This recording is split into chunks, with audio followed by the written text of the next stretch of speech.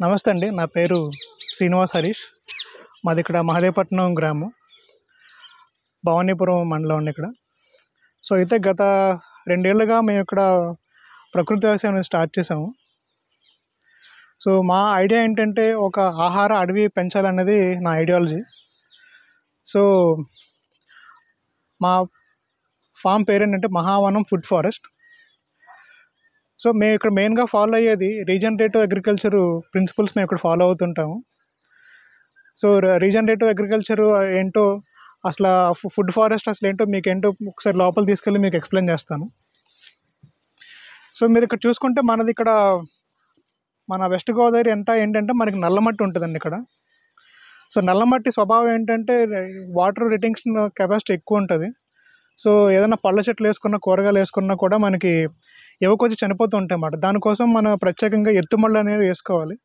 So, మా పొలంలో ఎక్కువ ఎత్తుమళ్ళనేది వేసుకొని వాటి మీదనే కూరగాయలు, చెట్లనేవి పెంచుతున్నామండి. సో, ఇప్పుడు మీరు చూసుకుంటే మా రీజనరేటివ్ అగ్రికల్చర్ లేదా ఫుడ్ ఫారెస్ట్ మోడల్ ఎలా ఉంటుందంటే చెట్లు, పళ్ళ చెట్లు, పూల చెట్లు, కూరగాయలు అన్నీ కలిపి గ్రో అవుతాయండి. సో, అల్టిమేట్‌గా డిజైన్ ఏంటంటే ఒక ఫుడ్ ఫారెస్ట్ మోడల్‌లో చేస్తున్నాం ఇది. సో, ఇప్పుడు మీరు చూసుకుంటే ఈ చెట్టు చూస్తే దీని పేరు గ్లైరిసిడియా సెపియం. సో, ఇక్కడ ఇదేం చేస్తుందంటే దీని ఆకులు, కొమ్మలు వీటిని కట్ చేసి మళ్ళీ భూమిలో కింద వేసేస్తామండి. అవి డీకంపోజ్ అయ్యి యూరియా కింద తెలుగులో కొంతమంది యూరియా చెట్టు అని అంటారు. ఆకులు, కొమ్మలు కిందలారి మట్టిలో కలిసి డీకంపోజ్ అయ్యి అవి యూరియా కింద తయారవుతాయండి. దాని తర్వాత ఇక్కడ ఒక వెదురు చెట్టు వేసుకున్నామండి ఇక్కడ. కొంచెం విండ్ బ్రేకర్ కింద యూజ్ అవుతుందని చెప్పి వెదురు చెట్టు వేసుకున్నాము. ఇది వచ్చేసి తెల్లవావిలి అంటారండి. ఇది నిర్గుండి దీని పేరు. పూర్వకాలం మన పసర వైద్యంలో పెయిన్ రిలీఫ్కి దీని పసరే వాడేవారు. ఇప్పుడు దీని ఆకులు పెయిన్ రిలీఫ్కి పనిచేస్తాయి. దీనికి ఒక టైపు గింజలు వస్తాయండి. ఆ గింజల నుంచే పెయిన్ రిలీఫ్ ఆయిల్ ఎక్స్ట్రాక్ట్ చేస్తారు. సో, ఇది ఆయుర్వేదంలో చాలా ఇంపార్టెంట్ ట్రీ అండి ఇది.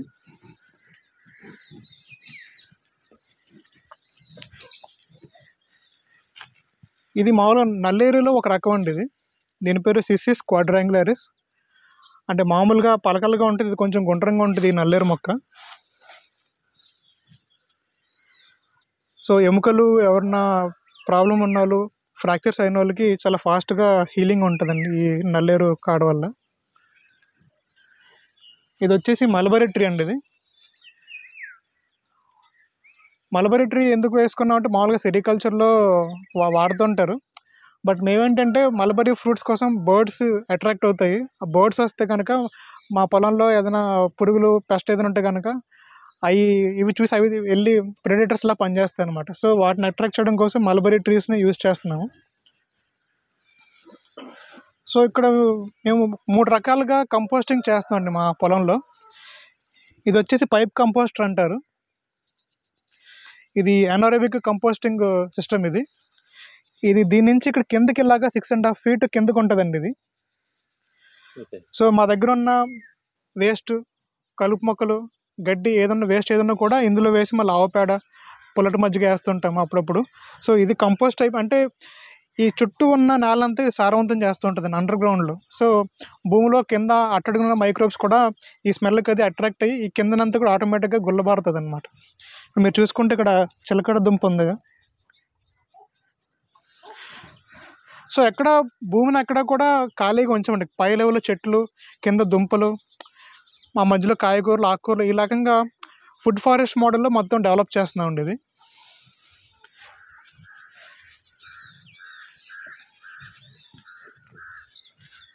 సో, ఇక్కడ మీరు చూసుకుంటే ఇదొక లక్ష్మణ ఫలం చెట్టు అండి ఇది.